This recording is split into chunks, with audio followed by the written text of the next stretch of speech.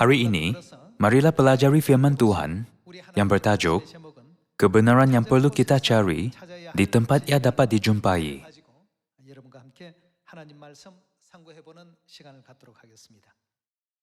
Apabila Anda melihat prinsip dalam segala sesuatu yang Tuhan ciptakan, semuanya ada tempatnya yang sesuai. Contohnya, jika seseorang jatuh sakit, dia perlu pergi ke hospital. Dan jika seseorang perlu belajar, dia harus pergi ke sekolah atau pusat tuition, bukan?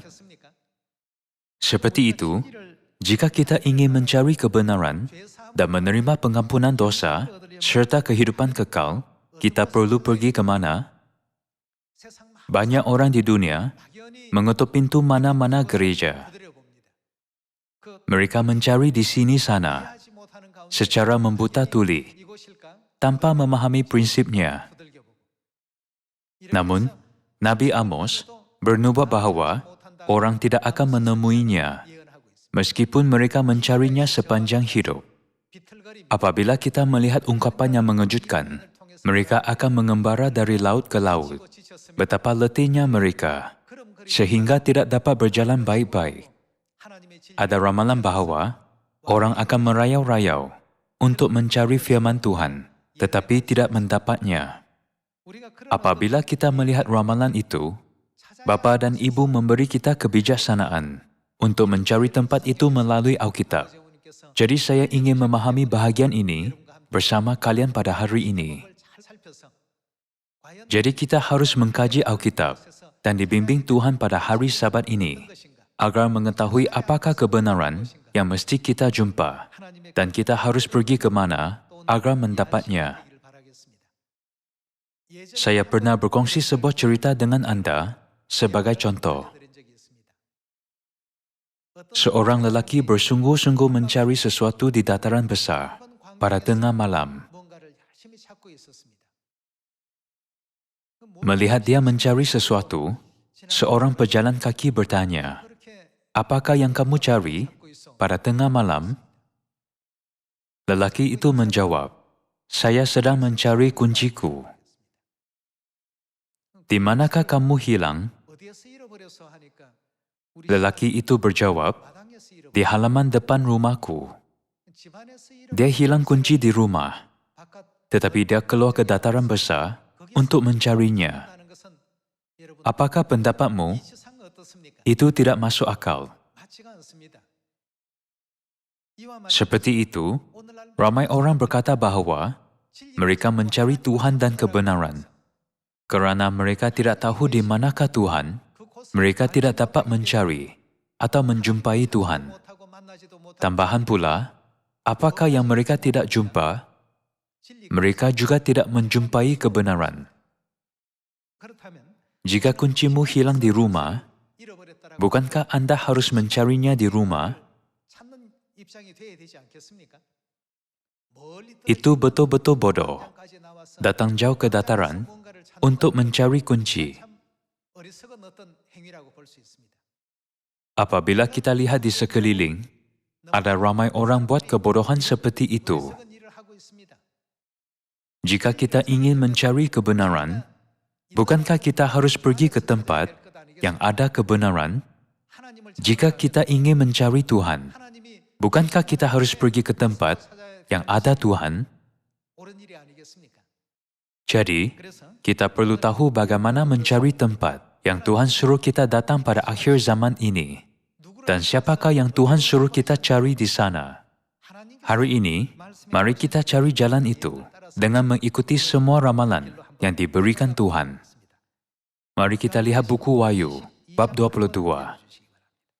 Dalam buku Wahyu bab 22 ayat 17 tertulis, Roh dan pengantin perempuan itu berkata, "Marilah." Dan barang siapa yang mendengarnya, hendaklah ia berkata, "Marilah." Dan barang siapa yang haus, hendaklah ia datang. Dan barang siapa yang mau, hendaklah ia mengambil air kehidupan dengan cuma-cuma. Melihat ramalan Alkitab ini, kita harus berfikir, di manakah roh dan pengantin perempuan? Di manakah kita dapat menemui mereka? Ramai ahli yang telah masuk ke kebenaran berkata, Saya pergi ke gereja ini dan itu untuk mencari kebenaran. Saya mengabdikan hidupku mencari Tuhan, agar mempercayai dan melayaninya dengan betul. Setelah membaca ayat-ayat dalam buku Wahyu, kita harus tanya sendiri, siapakah roh dan pengantin perempuan? Di manakah kita dapat menemui roh dan pengantin perempuan? Apakah kebenaran yang dapat kita terima daripada roh dan pengantin perempuan? Kita perlu tahu jawapan soalan ini dan harus pergi ke tempat yang dapat menemui roh dan pengantin perempuan. Roh dan pengantin perempuan yang disebut di sini ialah Tuhan. Betul? Di manakah Tuhan? Mari kita cari di mana Tuhan tinggal melalui Alkitab. Marilah lihat buku Mazmur, bab 132. Mazmur bab 132. Ayat 13 berkata, sebab Tuhan telah memilih Sion, mengingininya menjadi tempat kedudukannya. Inilah tempat perhentianku selama-lamanya. Di sini aku hendak diam, sebab aku mengingininya. Menurut ayat ini, di manakah tempat tinggal Tuhan? Sion. Apabila kita menjumpai Sion, kita akan menemui Tuhan yang diam di sana. Tuhan berkata bahawa Dia telah memilih Sion dan mengingininya menjadi tempat kedudukannya. Tuhan tidak diam di Sion hanya untuk seketika. Berapa lama Alkitab katakan Dia akan diam di sana? Tuhan berkata bahawa Dia akan diam di sana selama-lamanya. Jika Tuhan diam di Sion selama-lamanya, itu bermaksud bahawa kita dapat menemui Tuhan apabila kita menjumpai Sion. Di sana kita dapat menemui Tuhan Roh Kudus dan Tuhan Ibu, yaitu pengantin perempuan kepada Tuhan Roh Kudus. Bila-bila pun, memandangkan roh dan pengantin perempuan berkata, marilah. Tempat yang Tuhan diam ialah Sion. Tuhan memberi kita alamatnya melalui Alkitab. Alamat tempat tinggalku ialah Sion. Jika Anda datang ke sini, Anda dapat menemui aku bila-bila pun. Ayat 14. Inilah tempat perhentianku selama-lamanya. Di sini aku hendak diam, sebab aku mengingininya. Perbekalannya akan ku berkati dengan limpahnya. Orang-orangnya yang miskin akan ku kenyangkan dengan roti. Imam-imamnya akan ku kenakan pakaian keselamatan. Dan orang-orangnya yang saleh akan bersorak-sorai dengan girang. Di sanalah aku akan menumbuhkan sebuah tanduk bagi Daud. Aku akan menyediakan sebuah pelita bagi orang yang ku urapi. Musuh-musuhnya akan ku kenakan pakaian penuh malu, tetapi di atas kepalanya akan bersemarak mahkotanya. Orang bodoh dalam cerita tadi hilang kuncinya di halaman depan rumah, tetapi dia keluar ke dataran untuk mencarinya pada tengah malam. Ramai orang membuat kesilapan yang sama, seperti orang bodoh dalam cerita itu. Kita harus pergi ke mana jika ingin bertemu dengan Tuhan? Di Sion kita dapat bertemu dengan Tuhan. Kalau begitu, roh dan pengantin perempuan menyuruh kita datang ke mana? Kita dapat faham dengan segera bahawa tempat itu ialah Sion. Bukankah ajaran dan ramalan Alkitab bahawa kita dapat menemui roh dan pengantin perempuan yang memberi kita air kehidupan di Sion? Mari kita pergi ke buku Mika bab 4. Dan lihat ramalan yang menyatakan Tuhan akan mengajar kita hukum kehidupannya apabila kita datang ke Sion pada akhir zaman. Buku Mika bab 4, ayat 1. Akan terjadi pada hari-hari yang terakhir, gunung rumah Tuhan akan berdiri tegak, mengatasi gunung-gunung, dan menjulang tinggi di atas bukit-bukit. Bangsa-bangsa akan berduyun-duyun ke sana, dan banyak suku bangsa akan pergi serta berkata, mari kita naik ke gunung Tuhan, ke rumah Tuhan Yakub, supaya Ia mengajar kita tentang jalan-jalannya. Jalan-jalannya bermaksud kebenarannya, dan supaya kita berjalan menempuhnya. Sebab dari Sion akan keluar pengajaran. Hukum akan keluar dari mana? Sion. Biasanya, orang ingat bahawa hukum keluar dari Gunung Sinai. Hukum yang keluar dari Gunung Sinai ialah hukum Musa. Namun, hukum yang keluar dari Sion akan keluar pada hari-hari terakhir. Jadi, Itu bukanlah hukum Musa yang umat Israel terima di padang gurun 3.500 tahun dahulu, tetapi hukum Kristus. Sebab dari Sion akan keluar pengajaran dan firman Tuhan dari Yerusalem. Jika kita diajar oleh Tuhan, kita dapat belajar kebenaran dan menerima kerajaan syurga, kehidupan kekal, pengampunan dosa, keselamatan, yaitu tujuan iman kita. Betul? Tidak kira berapa logik orang menjelaskan keselamatan dengan fasih, dan ia kedengaran tepat atau masuk akal. Jika mereka bukan di Sion, adakah idea dan ajaran mereka benar? Itu hanyalah idea dan teori yang dibuat oleh manusia. Teori mereka tidak mengandungi janji Tuhan. Melalui teori itu, kita tidak dapat menerima pengampunan dosa, keselamatan, dan kehidupan kekal. Kita harus pergi ke mana untuk mencari Tuhan dan kebenaran? Juga, hukum Tuhan datang dari mana? Sion. Kita mesti tahu tempat itu. Orang yang tidak berada di Sion berkata, "Saya dah jumpa kebenaran. Saya melayani Tuhan dengan betul." Itu tidak benar. Menurut ramalan Alkitab, pengampunan dosa datang dari mana? Sion. Kehidupan kekal datang dari mana? Sion. Keselamatan datang dari mana? Semua berkat datang dari Sion. Mengapakah semua berkat itu datang dari Sion? Itu kerana Tuhan diam di Sion. Kehidupan kekal juga datang dari Sion. Buku Mazmur bab 133. Walaupun Anda sudah mengetahuinya, marilah lihat sekali lagi. Marilah baca ayat 1. Nyanyian ziarah Daud. Sungguh, alangkah baiknya dan indahnya apabila saudara-saudara diam bersama dengan rukun. Seperti minyak yang baik di atas kepala meleleh ke janggut, yang meleleh ke janggut Harun dan ke leher jubahnya.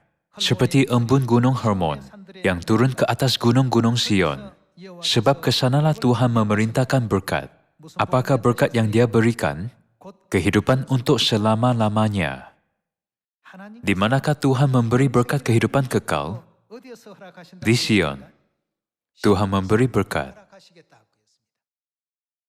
Jadi melainkan Sion, kita tidak dapat memperoleh kehidupan kekal, pengampunan dosa, atau keselamatan juga.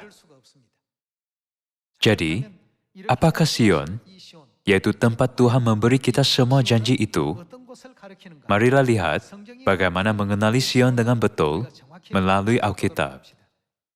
Marilah lihat buku Yesaya, bab 33 ayat 20. Pandanglah Sion, kota pertemuan raya kita. Menurut ramalan, tempat perayaan Tuhan disambut dipanggil Sion. Pandanglah Sion, kota pertemuan raya kita.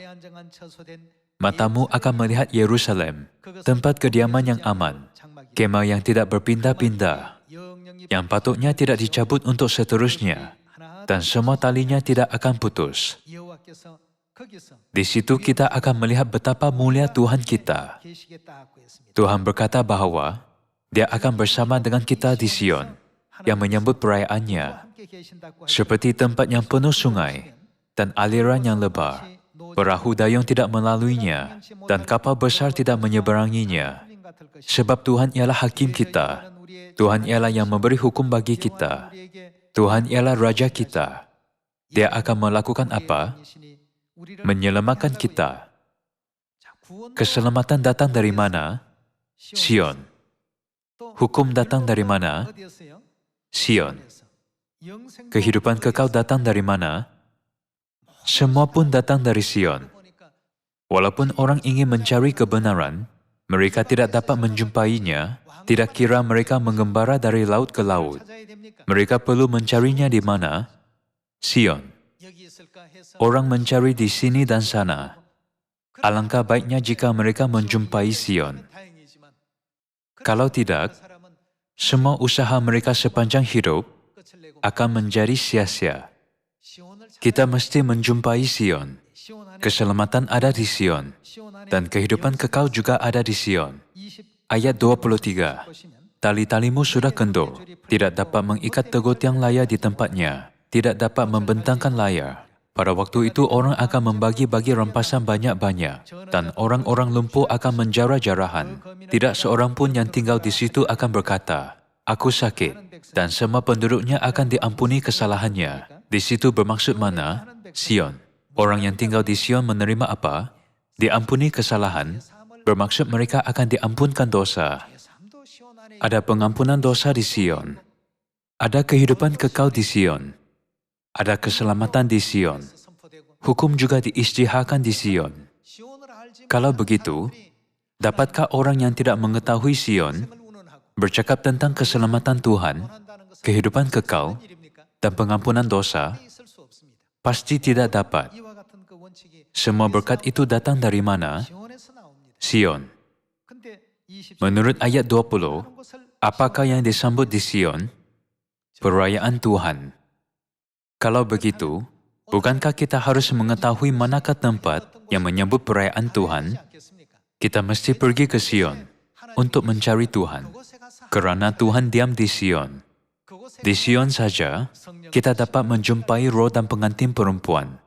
Tuhan, yaitu roh dan pengantin perempuan, suruh kita datang ke Sion. Itulah sebabnya Nabi Yeremia berkata bahawa kita mesti cepat mengungsi di Sion dan jangan tinggal diam. Apabila kita mendengar tentang Sion, kita mesti mengungsi tanpa berfikir. Marilah lihat buku Yeremia, bab 4 ayat 5. Beritahukanlah di Yehuda, dan kabarkanlah di Yerusalem, tiuplah sangkakala di dalam negeri, berserulah keras-keras, berkumpullah dan marilah kita pergi ke kota-kota yang berkubu. Manakah kota yang harus kita pergi? Angkatlah panji-panji ke arah Sion. Cepat-cepatlah kamu mengungsi. Jangan tinggal diam, sebab aku mendatangkan malapetaka dari utara dan kehancuran yang besar. Tuhan menyuruh kita mengungsi ke Sion. Jangan tinggal diam. Tuhan mendirikan Sion kerana semua kebenaran pengampunan dosa, kehidupan kekal, dan keselamatan diberikan di Sion. Itu kerana Tuhan sekarang diam di sini. Apabila kita datang ke Sion, bukankah kita dapat bertemu dengan roh dan pengantin perempuan, yaitu Tuhan Bapa dan Tuhan Ibu? Haruslah hanya di Sion.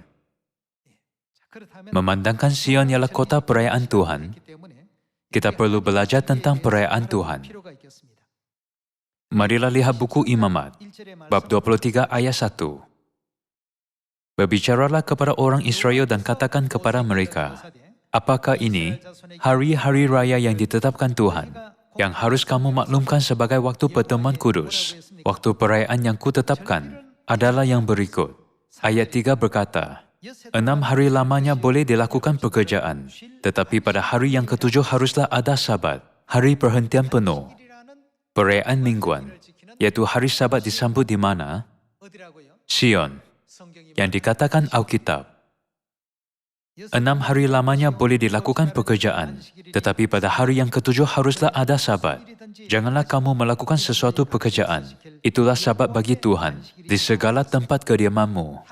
Antara perayaan Tuhan, ada perayaan mingguan dipanggil hari Sabat. Jadi, Tuhan menyuruh kita pergi ke mana untuk menyambutnya? Pergi ke Sion. Jangan tinggal diam. Jika sesiapa menerangkan Sion kepadamu, dan anda rasa bahawa itulah Sion, janganlah teragak-agak, tetapi cepat masuklah ke tempat itu. Anda telah datang ke mana? Persatuan Misi Dunia Gereja Tuhan. Bukankah sini tempat anak-anak Tuhan yang menghormati Kristus Ansanghong dan beriman kepada Ibu Syurgawi Yerusalem baru berkumpul?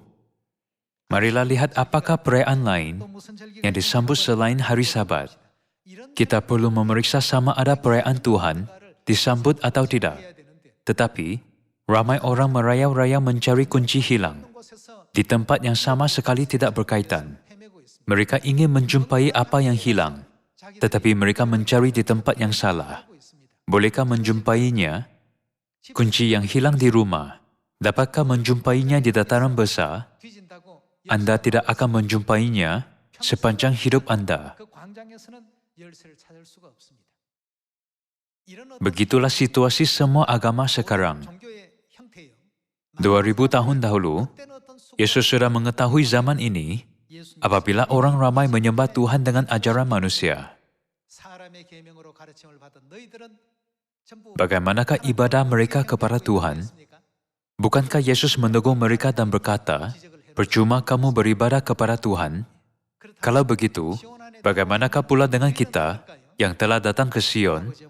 Kita telah diberkati oleh Bapa dan Ibu untuk menerima janji pengampunan dosa, kehidupan kekal, keselamatan, dan kerajaan syurga, dan telah diberkati untuk mempercayai roh dan pengantin perempuan, yaitu Tuhan Bapa dan Ibu.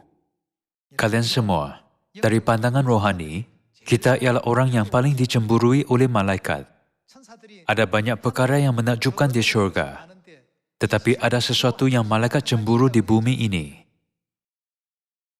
Mereka paling mencemburui orang kudus yang berada dalam kebenaran perjanjian baru di Sion. Bapa dan Ibu telah memberi kita hadiah yang sangat berharga, sehingga malaikat pun ingin mengetahuinya. Jadi, kita mesti menghargai kebenaran yang berharga ini hingga akhir. Adakah hari Sabat satu-satunya perayaan Tuhan? Tidak. Ada perayaan mingguan dan perayaan tahunan. Bagi perayaan mingguan, ada perayaan hari Sabat. Bagaimana dengan perayaan tahunan? Marilah lihat ayat 4. Inilah hari-hari raya yang ditetapkan Tuhan, hari-hari pertemuan kudus, yang harus kamu maklumkan masing-masing pada waktunya yang tetap. Dalam bulan yang pertama, pada tanggal 14 bulan itu, pada waktu senja, ada apa? Paskah bagi Tuhan. Ada perayaan yang dipanggil Paskah. Ia disambut pada waktu senja hari 14 bulan pertama, mengikut kalender suci. Marilah sambung dengan ayat 6. Dan pada hari yang ke-15 bulan itu, ada hari raya roti tidak beragi bagi Tuhan.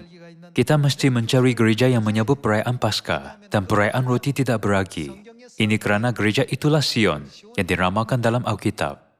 Kita perlu melihat sama ada gereja itu menyambut hari Sabat dan Paskah atau tidak. Janganlah ia hanya gereja yang mendakwa mempunyai hari Sabat dan Paskah. Bukankah kita harus pastikan mana satu hari Sabat yang gereja itu sambut? Dan adakah mereka menyambut hari Sabat dan Paskah yang Tuhan tetapkan? Menurut peraturan perjanjian baru, ayat 7, pada hari yang pertama kamu harus mengadakan pertemuan kudus. Janganlah kamu melakukan sesuatu pekerjaan berat. Marilah teruskan di ayat 9. Tuhan berfirman kepada Musa, "Berbicaralah kepada orang Israel, dan katakan kepada mereka, apabila kamu sampai ke negeri yang akan kuberikan kepadamu, dan kamu menuai hasilnya, maka kamu harus membawa seberkas hasil pertama dari penuaianmu kepada imam. Dan imam itu haruslah mengunjukkan berkas itu di hadapan Tuhan, supaya Tuhan berkenan akan kamu. Imam harus mengunjukkannya pada hari sesudah Sabat itu." Hari apakah hari sesudah Sabat? Hari Ahad. Perayaan perjanjian baru ini yang disambut pada hari Ahad dipanggil perayaan hasil pertama, kerana seberkas hasil pertama dipersembahkan. Kita dapat mencari nama perayaan hasil pertama dalam perjanjian lama. Mari kita memahami maksud perayaan melalui buku Imamat bab 23. Tuhan berkata bahawa persembahan untuk perayaan hasil pertama mesti dipersembahkan pada hari Ahad, yaitu hari sesudah Sabat. Itulah sebabnya Yesus bangkit dari kematian pada hari Ahad. Kebangkitannya pada hari Ahad memenuhi ramalan perayaan hasil pertama. Itulah sebabnya Tuhan suruh mereka mengunjukkan seberkas hasil pertama pada hari sesudah Sabat. Ayat 16. Sampai pada hari sesudah Sabat yang ketujuh, kamu harus hitung 50 hari. Lalu kamu harus mempersembahkan korban sajian yang baru kepada Tuhan. Hari ke-50 dari perayaan hasil pertama dipanggil Hari Pentakosta. Apakah nama perayaan ini dalam perjanjian lama? Perayaan 7 minggu. Ada 7 hari dalam seminggu. 7 hari darab 7 minggu, tambah 1 hari. Kerana hari sesudah Sabat yang ketujuh, ini disambut pada hari ke-50. Menurut firman harus ada genap 7 minggu. Dalam ayat 15, perayaan ini dipanggil perayaan 7 minggu dalam perjanjian lama. Dalam perjanjian baru, yang dipanggil Hari Pentakosta. Seterusnya, marilah lihat perayaan bulan ke-7 dalam buku Imamat bab 23, ayat 23. Tuhan berfirman kepada Musa, "Katakanlah kepada orang Israel begini, dalam bulan yang ke-7, pada tanggal 1 bulan itu, kamu harus mengadakan hari perhentian penuh yang diperingati dengan meniup serunai, yakni hari pertemuan kudus. Ada perayaan yang diadakan pada hari pertama bulan ke-7, mengikut kalender suci. Itu perayaan trompet, yang diperingati dengan meniup trompet." Ayat 26. Akan tetapi pada tanggal 10 bulan yang ke-7 itu, ada hari pendamaian. Hari pendamaian diadakan pada hari 10 bulan ke-7, mengikut kalender suci. Itulah hari apabila semua dosa yang dilakukan sepanjang tahun diampuni. Ayat 33. Katakanlah kepada orang Israel begini, pada hari yang ke-15 bulan yang ke-7 itu, ada hari raya pondok daun bagi Tuhan. Hari ke-15 bulan ke-7 mengikut kalender suci ialah perayaan pondok daun.